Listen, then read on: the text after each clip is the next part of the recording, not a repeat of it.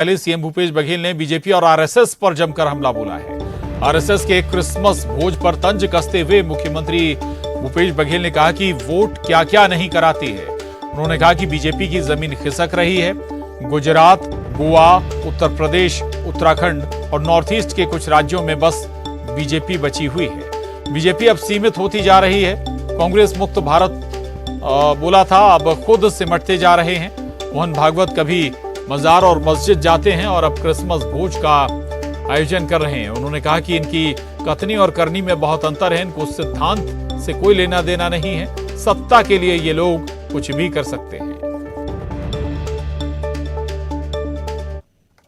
देखो, अब ऐसा है कि वोट क्या क्या नहीं कराती, क्योंकि उसकी जमीन खिसक गई है भारतीय जनता पार्टी की। कर्नाटक में चुनाव होने वाला है, महाराष्ट्र, गुजरात, मध्य प्रदेश, तो इसमें 3 जो प्रदेश है, कर्नाटक, महाराष्ट्र और मध्य प्रदेश, ये तो लोकतंत्र की चोरी हुई है, आप सब जानते हैं। उसके बाद बन जाता है गुजरात, गोवा, उत्तर प्रदेश, उत्तराखंड और नॉर्थ ईस्ट कुछ राज्य। तो एक पट्टी बची हुई है। अब उसको अब ये लोग तो कहे थे कांग्रेस मुक्त भारत, अभी खुद सिमटते जा रहे हैं। तो कभी वो मस्जिद और मजार जा रहे हैं मोहन भागवत जी, तो कभी वो क्रिसमस का आयोजन कर रहे हैं। तो इनके कथनी करनी में बहुत अंतर है। सिद्धांत उन्दान से कोई लेना देना नहीं, सत्ता में इसको बने रहना है और लोगों के बीच में वैमनस्यता फैलाना है और एक दूसरे भाई को लड़ा के अपना उल्लू सीधी करना, अपना वोट लेना, यही इनका उद्देश्य कहा है। धन्यवाद।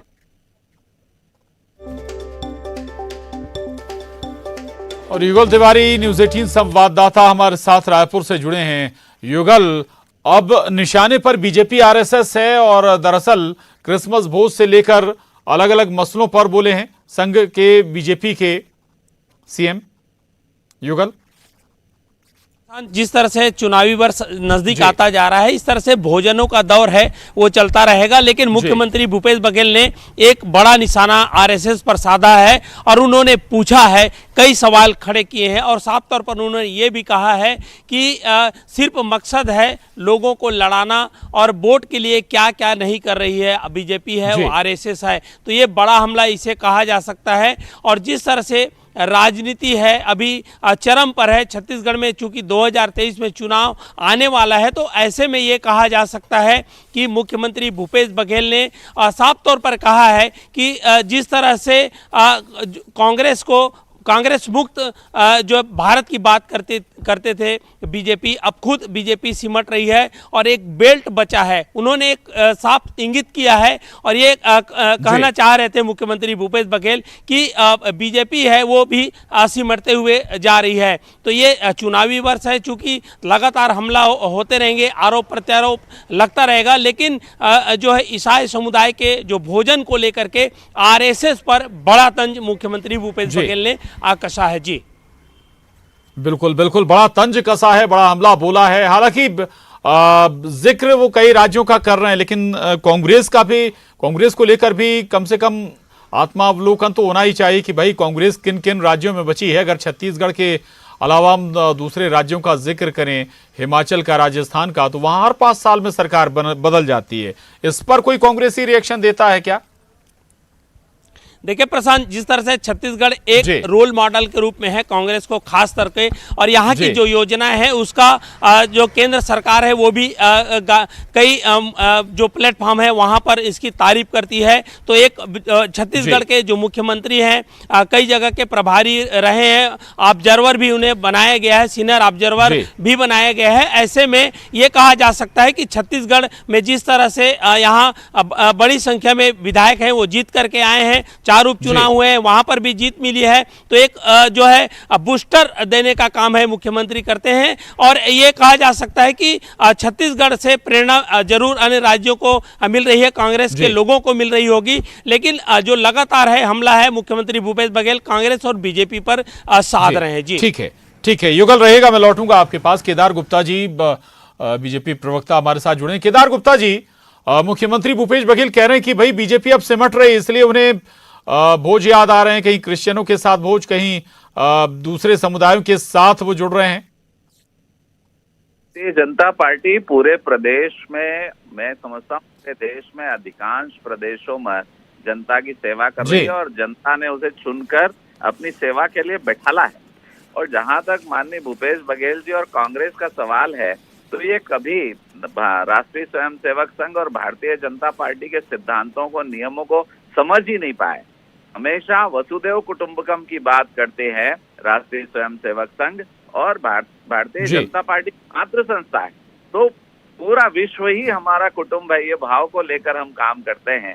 और सर्वे भवन्तु सुखिनः सर्वे सन्तु निरामया के सिद्धांतों पर राष्ट्रीय स्वयंसेवक संघ, भारतीय जनता पार्टी काम करता है। और ये तो पूरे देश में थे, इनकी स्थिति आज क्या है ये स्वयं आकलन करें। और जहां तक क्रिश्चियन धर्म का सवाल है, मुस्लिम धर्म का सवाल है, तो सर्वे भवन्तु सुखिनः में वो तो सब कुछ आता है। जी नहीं, केदार गुप्ता जी अब संघ प्रमुख पर भी सवाल उठाते हैं कि आखिर अंदाज क्यों बदल गया? अब कभी मजार जा रहे हैं, कभी मस्जिद जा रहे हैं और कभी क्रिसमस भोज दे रहे हैं। अंदाज तो वही था, मैंने तो कहा कि हमारा तो सूत्र है वसुदेव कुटुंबकम सर्वे भवन्तु सुखिनः, तो अंदाज तो वही था। इनको दिख अभी रहा है, जब ये कमजोर हो गए तब इनके समझ में माननीय भूपेश बघेल जी पर चिंता करनी चाहिए। छत्तीसगढ़ में अपराध चरम सीमा पर है, रोज चाकूबाजी हो रही है, धर्मांतरण में मारपीट हो रही है, और मैं समझता हूँ कि अब छत्तीसगढ़ प्रदेश में भी उनके कुछ ही दिन बचे। ठीक है, स्वयंसेवक और भाजपा। ठीक है केदार जी, आ रहा हूं मैं आपके पास। धनंजय सिंह जी हमारे साथ जुड़े हैं, कांग्रेस प्रवक्ता। धनंजय सिंह जी, कांग्रेस कहाँ है, इसका अवलोकन नहीं करते क्या आप लोग? कांग्रेस तो पूरे देश में दिख रहा है जी भाई।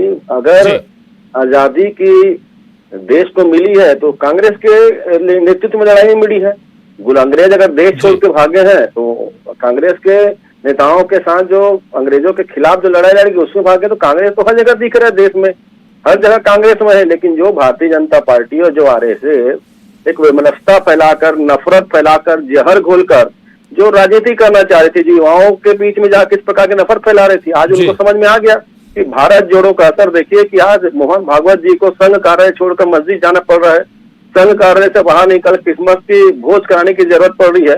ये भारत जोड़ो का असर है ना, जो नफरत के बीज बोने का काम संघ कर रहा था, जो आरएसएस और भाजपा कर रही थी। जो धनंजय जी, तो आप लोगों को खुश होना चाहिए ना। पहले आप कहते थे कि समुदाय विशेष से नारा विशेष के खिलाफ जी गलत विचार रखते हैं, अगर उनके साथ जा रहे हैं, भागवत जी जा रहे हैं, मजार जा रहे हैं, मस्जिद जा रहे हैं, तो आपको खुश होना चाहिए। फिर इसको हम तो खुश हो रहे हैं ना, हम तो कह ही रहे हैं ना, इनको जाना चाहिए। और ये जहाँ जब मस्जिद जाते हैं ना, तो आरएसएस के जो मन में जो नफरत के जो भाव बैठे हुए हैं, जो मनस्ता के भाव है, वो खत्म होता है। अगर ये क्रिसमस की भोज करवा रहे हैं, क्रिसमस में भोज में बैठ के संगी खाना खा रहे ना, ये इनके जो मन के जो मनस्ता की भाव है, जो जहर भोले का मन, उसका अंत हो रहा है। तो ये चीज तो हम बोल ही रहे हैं ना। और आज जो भारत जोड़ो यात्रा की जो सफलता है, वो आज संघ के प्रमुख को मस्जिद जाने में मजबूर कर दिया, संघ के प्रमुख को क्रिसमस के भोज आयोजन करने में मजबूर कर दिया। और ये पूछते थे ना भारत जोड़ो क्या है, मतलब यही भारत जोड़ो है कि हाँ सभी एक है, सभी भारतीय हैं। जी केदार गुप्ता जी, सुन रहे होंगे आप, ये भारत जोड़ो यात्रा का असर है, आप लोगों की जमीन खिसक रही है, इसका ये असर है कि अब जो बदलाव आए हैं दिख रहे हैं। भारत जोड़ो यात्रा तो छत्तीसगढ़ नहीं आई, शायद छत्तीसगढ़ को भारत से अलग समझते हैं राहुल जी, प्रियंका जी, और इसलिए शायद भूपेश बघेल जी भी आमंत्रित करने असमर्थ रहे। तो भारत जोड़ो कहाँ जुड़ रहा है ये तो जनता देख रही है। परंतु मैं फिर से कहूंगा, भारतीय जनता पार्टी में अभी माननीय नरेंद्र मोदी जी ने पहले से ही कहा, सबका साथ, सबका विकास, सबका प्रयास। और ठीक है, चलिए, बहुत शुक्रिया धनंजय जी। केदार गुप्ता जी न्यूज़ 18 से बात करने के लिए। युगल हमारे साथ बने हुए थे, आपका भी शुक्रिया युगल। आगे बढ़ेंगे और अब जगदलपुर से बड़ी खबर है। नक्सलियों के खिलाफ अभियान पर बड़ी बैठक जगदलपुर कोऑर्डिनेशन सेंटर में high level meeting. DGP Ashok Juneja, ADG Naxal operation Vivekanand Sinha, CRPF, BSF सहित एयरफोर्स के अधिकारी बैठक में मौजूद हैं। बस्तर संभाग के सभी एसपी भी बैठक में शामिल हैं। विकास, विश्वास, सुरक्षा सहित नक्सल गतिविधियों पर चर्चा हो रही है। तो ये बड़ी खबर है जगदलपुर से, जहां नक्सलियों के खिलाफ अभियान पर बड़ी बैठक है और जगदलपुर कोऑर्डिनेशन सेंटर में यह हाई लेवल मीटिंग इस वक्त चल रही है। इस हाई लेवल मीटिंग में DGP Ashok Juneja, ADG Naxal operation Vivekanand Sinha, CRPF, BSF सहित एयरफोर्स के अधिकारी भी बैठक में मौजूद हैं। युगल तिवारी हमारे साथ जुड़े हैं। युगल, क्या एजेंडा इस बैठक का? देखिए, माओवादियों को ढकेलना प्रमुख एजेंडा है और जिस तरह से राज्य में माओवाद का जो जहर है वो पनप रहा था और आतंक को लगातार मचा रहे थे, तो उन्हें पीछे धकेलने में लगातार हमारे जो सुरक्षा बल के जवान हैं, तमाम जो लोग हैं, पुलिस के जो अधिकारी कर्मचारी जो डटे हुए रहते हैं मैदानी स्तर पर, उन लोगों ने बड़ी सफलता हासिल की है।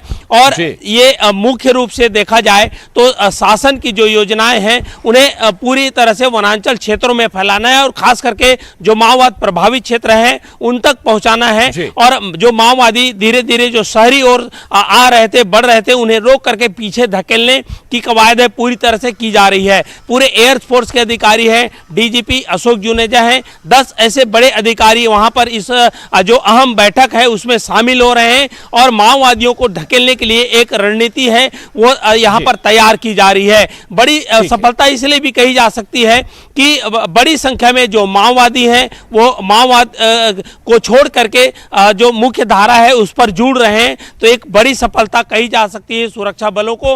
उसे लेकर के लगातार रणनीति है वो बनाई जा रही है और उन्हें पीछे धकेलने का काम है वो किया जा रहा है। प्रशांत, ठीक है, बहुत शुक्रिया युगल पूरी जानकारी के लिए। आगे बढ़ेंगे। कवर्धा में दर्दनाक सड़क हादसे में 4 लोगों की मौत हो गई है। गाड़ी के खाई में गिरने से यह हादसा हुआ है। गाड़ी में सवार 4 लोगों